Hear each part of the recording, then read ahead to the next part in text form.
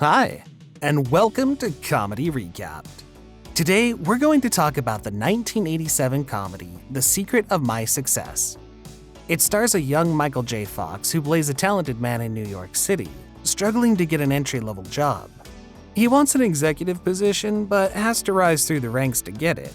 That is, until he comes up with a shortcut that benefits his love life. Beware, spoilers ahead. Young college graduate Brantley Foster has just finished his business degree in Kansas. He moves to New York City, planning to start his new job at a prominent investment firm in an entry-level position. His new apartment is small and full of junk. The city isn't quite what he expected, but he's ready to start working. When he arrives at the firm, he learns that it's closing due to a hostile takeover. 90% of the current workforce, including himself, is now jobless. Brantley refuses to let this deter him and starts immediately looking for another job. He's told at each job, though, that he's not qualified for any of the entry-level positions that he's been given. By the end of it, he's so frustrated he snaps at a potential employer, promising he'll do anything for a job, only to be told that they're looking to hire a woman. Brantley tries his last card with no promising prospects. Before leaving Kansas, his mother told him that he's related to Howard Prescott, a distant uncle and the CEO of an investment firm called Penrose. It's a large firm and one of the richest in the world. In a last-ditch effort, Brantley goes to his uncle's office and convinces his secretary to give them 5 minutes so he can plead his case. The two seem impressed by Brantley's tenacity, like how he photocopies his face and signs it as a business card. And Prescott gives him a chance with a job in the mailroom. On his way out, Brantley grabs a drink and happens across a beautiful woman who cuts in. The two of them share a moment before she leaves him behind. Back at work, he's immediately disliked by the mailroom boss and teamed up with another worker, Fred Melrose, who teaches him how to deliver the mail quickly enough that he'll have plenty of time to goof off. Fred tells Brantley to stop mingling with the executives while making deliveries. He sees the woman he saw before in an executive meeting room, and Fred tells him to let it go. While doing his rounds, Brantley can acquire so much information about the company by looking through memos and documents that he begins to understand the corporation's inner workings.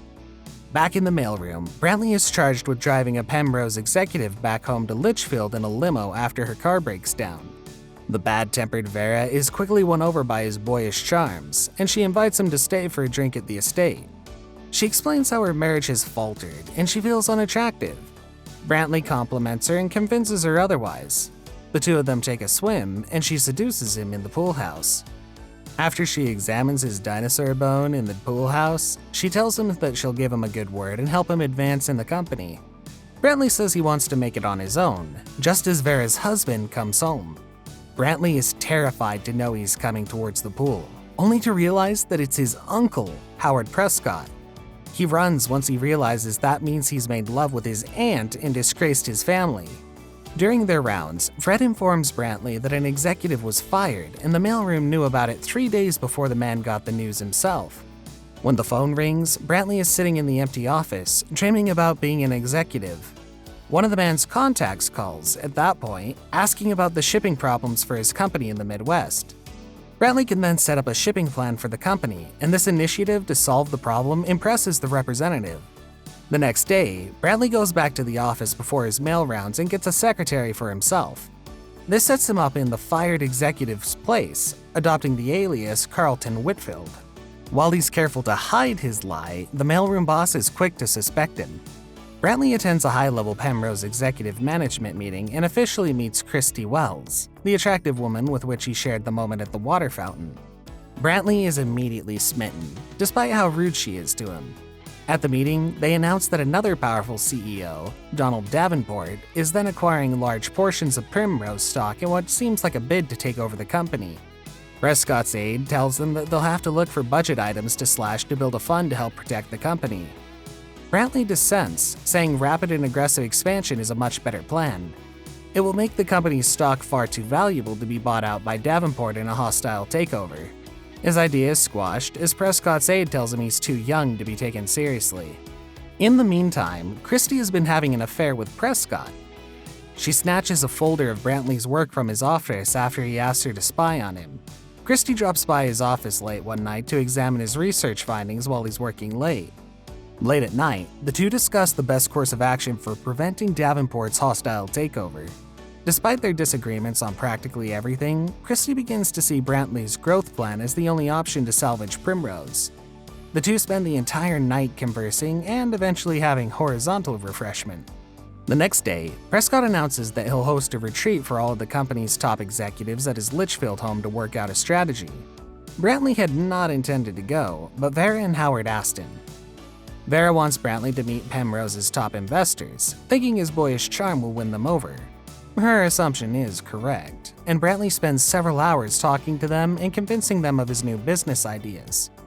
Howard now believes that this mysterious Whitfield is a spy sent by Davenport to gain more inside information for the hostile takeover. Brantley is also tasked by Howard with keeping Vera engaged during the retreat and keeping Christie away from Whitfield. Everyone sleeps in different rooms that night. Howard slips out of his room looking for Christie, who had ended their relationship earlier that day. Brantley also sneaks out of his room, looking for Christie. Vera goes out on the sly in search of Brantley. They all end up in Christie's room, with Brantley hiding in the bed. Howard mistaking him for Christie, and Christie and Vera discovering them together. Christie's room was also where Brantley found his stolen paperwork. Howard and Christie realize that Brantley and Whitfield are the same person.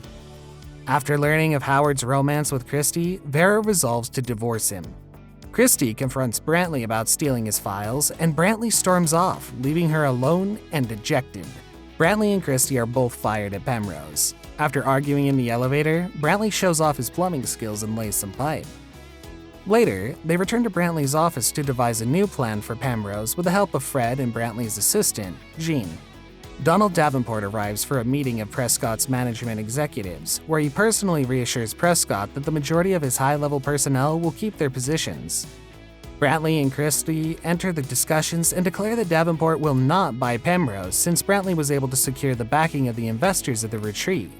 Instead, Penrose and Davenport's company will merge. He also states that such a merger would be impossible without the approval of Vera, Penrose's largest stakeholder, who now owns more than half of the company's stock. Vera addresses her husband squarely as the new owner, informing him that he's dismissed and has security remove him and his aide out of the building. The new owners of Penrose attend the Metropolitan Opera that night to celebrate. Brantley's mailroom boss drives the limo that they ride in. Fred is Vera's date, and Brantley and Christie begin a new romance. And that's going to wrap things up for today. Hopefully you enjoyed this recap as much as we did. Let us know your thoughts in the comments down below. While you're at it, if you like the video and want to look into other movies with us, then be sure to like and subscribe to the channel. That way, you won't miss a single video.